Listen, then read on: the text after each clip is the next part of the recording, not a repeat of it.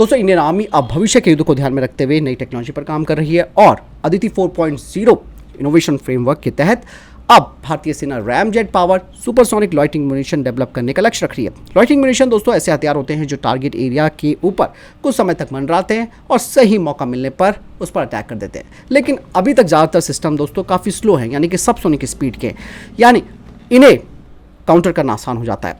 इसीलिए दोस्तों आधुनिक जो एयर डिफेंस सिस्टम है वो इन्हें मार गिरा सकते हैं। सेना को इसीलिए यहाँ पर सुपरसोनिक यानी कि थोड़ी सी तेज गति वाला सिस्टम चाहिए। दोस्तों रैमजेट इंजन यहाँ पर क्यों खास है ये भी जानना जरूरी है। रैमजेट इंजन बिना किसी घूमने वाले पार्ट के हवा को कंप्रेस करके हाई स्पीड पर लगातार उड़ान बनाए रखता है। इसका फायदा ये होता है, एक तो स्पीड काफ़ी अच्छी मिलती है यानी कि सुपरसोनिक स्पीड मिलती है, प्लस दुश्मन का रिस्पॉन्स टाइम कम हो जाता है और इंटरसेप्ट करना इन्हें मुश्किल हो जाता है।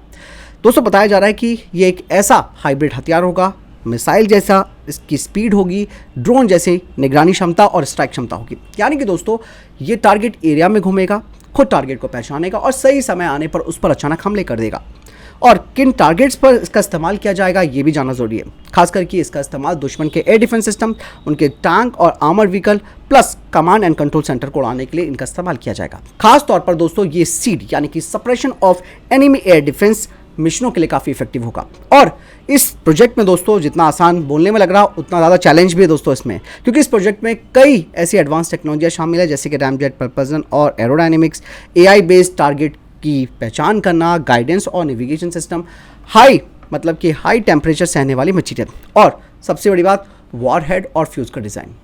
सेना इस सिस्टम के 3 प्रोटोटाइप बनवाना चाहती है ताकि इसे टेस्ट करने के बाद जल्द से जल्द ऑपरेशन में शामिल किया जा सके।